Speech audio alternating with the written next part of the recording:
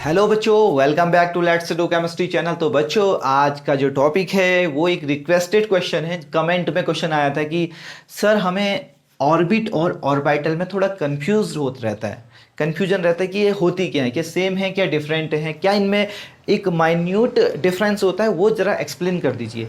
तो आज requested question करेंगे हम। तो ऑर्बिट और ऑर्बिटल में डिफरेंस, ओके, यानी हिंदी में कहें तो इसको कक्षा और ये कक्षक होता है। ठीक है, तो हिंदी में भी हम साथ में लिख देते हैं, ये कक्षा है, ठीक है, और ये क्या है, कक्षक। तो इन दोनों में हम डिफरेंस देखेंगे आज। इन दोनों में डिफरेंस क्या होता है। तो सबसे पहले देखो, जो ऑर्बिट होती है यानी जो कक्षा है, ठीक है, वो क्या है, वो है जो न्यूक्लियस है ना, नाभिक है, उसके चारों ओर ये जो दिख रही है ये पूरी क्या है, n इज इक्वल टू 1। ये पहली कक्षा, ये कौन सी कक्षा हो गई, ये दूसरी कक्षा हो गई। ये कौन सी कक्षा है, 3, और ये थर्ड, ये कौन सी कक्षा है, 4, एंड सो ऑन। ऐसी फिफ्थ कक्षा होगी, आगे होगी, होती रहेंगी। ठीक है, ये है। तो ये तो रही ऑर्बिट, ठीक है, ऑर्बिट। ऑर्बिट को रिप्रेजेंट करने के लिए हम किसका यूज कर रहे हैं, वो कर रहे हैं एन का। अब एन क्या है, एन है प्रिंसिपल क्वांटम नंबर। एन क्या है, प्रिंसिपल क्वांटम नंबर, जिसको कहें हिंदी में मुख्य क्वांटम संख्या, मुख्य क्वांटम संख्या। तो इस ऑर्बिट को एक्सप्लेन करने के लिए हम प्रिंसिपल क्वांटम नंबर का यूज करते हैं, जबकि ऑर्बिटल को यूज करने के लिए, ऑर्बिटल को रिप्रेजेंट करने के लिए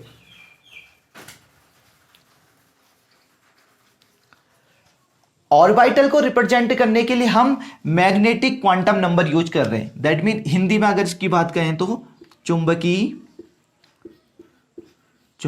क्वांटम संख्या, क्वांटम संख्या, इसका इस्तेमाल करते हैं। ओके, अब बात करते हैं जो ऑर्बिट है, ऑर्बिट के अंदर ऑर्बिटल्स होती हैं। ऑर्बिट के अंदर क्या होती है, ऑर्बिटल्स होती हैं। लाइक जैसे एस में, एस है हमारे पास, एस, ये एस सबसेल है, क्या है, सबसेल्स, ठीक है। और एक और चीज, यहां पर जो सेल लिखा है ना, सेल और ऑर्बिट ये दोनों एक ही बात है, ठीक है। सेल का हो या ऑर्बिट का हो, देखो ऑर्बिट के अंदर जो पाई जाती है उनको सबसेल बोलेंगे। देखो अगर एस के पास कितनी ऑर्बिटल है, टेल मी, एक ऑर्बिटल है, ठीक है। और पी के पास कितनी है, 1 2 3। डी के पास कितनी है, 1 2 3 4 5। ओके, डी के पास कितनी ऑर्बिटल्स है, 5 ऑर्बिटल्स है, ठीक है। और एफ के पास कितनी ऑर्बिटल है, एफ के पास है टोटल 7 ऑर्बिटल्स, 1 2 3 4 5 6 एंड 1 मोर 7। ये है ऑर्बिटल्स। तो बच्चों सबसे पहले ध्यान से सुनो, जो कक्षा होती है, कक्षा तो नाभिक के चारों ओर है। कक्षा क्या है, नाभिक, न्यूक्लियस के चारों ओर जहां इलेक्ट्रॉन घूम रहे हैं वो क्या है, कक्षा है, पूरी कक्षा, ठीक है, वो पूरी कक्षा है, ऐसे ही घूम रहा है। लेकिन जो कक्षा है, कक्षा के अंदर जो है वो सबसेल है। सबसेल कौन कौन से होते हैं, एस पी डी एफ। तो मैं यहां पर लिख देता हूं, देखना, सबसेल, सबसेल हमारे पास है, सब सेल। सबसेल कौन कौन सी है, S P D and F. Okay, there are 4 type of the subshell. ये सबसेल किसके अंदर होंगी, ऑर्बिट के अंदर। अब इन सबसेल के अंदर जो होगा वो क्या होगा, वो ऑर्बिटल्स होगा, वो क्या होगा, ऑर्बिटल्स होगा। सो एस के पास कितनी सबसेल ऑर्बिटल्स हैं, 1 है। पी के पास कितनी है, 3 है। डी के पास कितनी है, 5 है। एंड एफ के पास कितनी है, 7 है।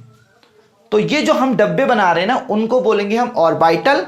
और जो ऐसे राउंड बना रहे हैं, ये राउंड, उनको बोलते हैं हम ऑर्बिट, ठीक है। तो यहां सिंपल सी भाषा में जो बॉक्स हैं, अगर मैं यहां पर एक लोकल लैंग्वेज में बात करूं तो जो बॉक्स बन रहे हैं, ठीक है, जो बॉक्स बन रहे हैं उनको क्या बोलेंगे हम, ऑर्बिटल।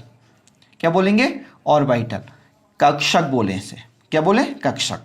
और जबकि इसको क्या, जो राउंड लिया है हमने, जिस सर्कल जैसे बन रहा है, ये सर्कल जो राउंड है, राउंड सर्कल, वो क्या है हमारा, वो है ऑर्बिट।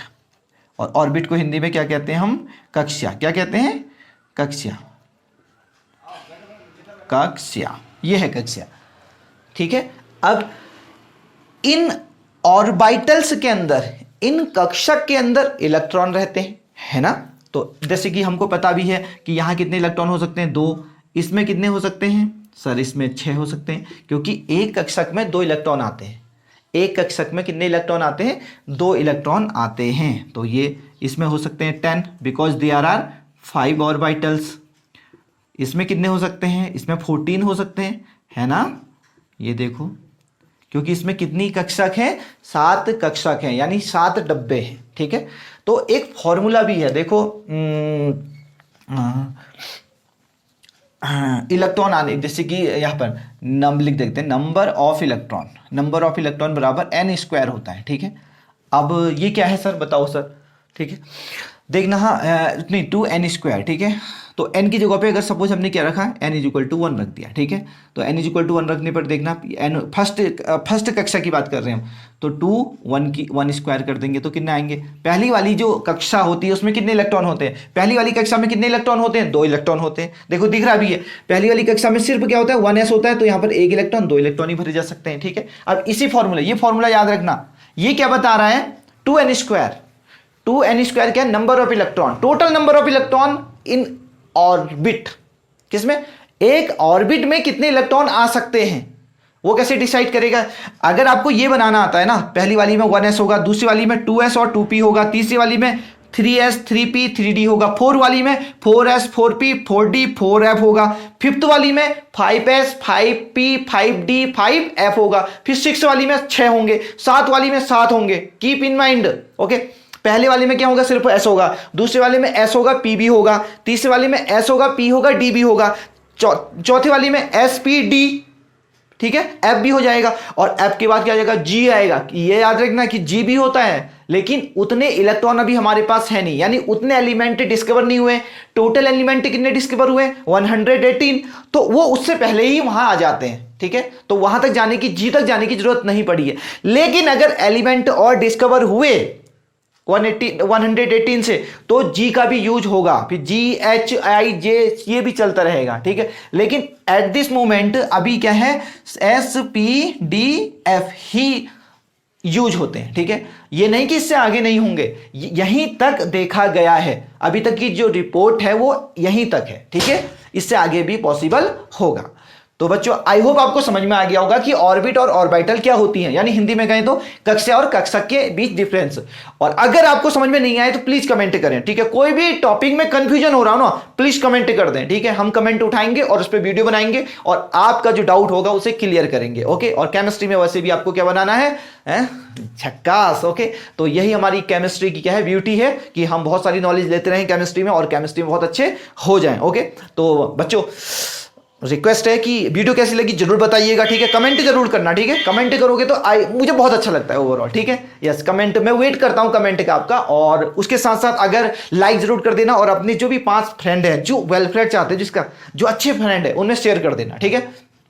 और लास्ट, और अगर बिल्कुल यूट्यूब पे अभी नहीं है, बिल्कुल नहीं एकदम ताजे दुल्हन की तरह, तो प्लीज बटन दबा देना, घंटा दबा देना, ठीक है। और उसके बाद बेल आइकन भी दबाना उसके बाद, क्योंकि वीडियो आएगी तो आपको इन्फॉर्मेशन भी तो होना चाहिए, ये वरना आप तो सोए रहोगे हैं।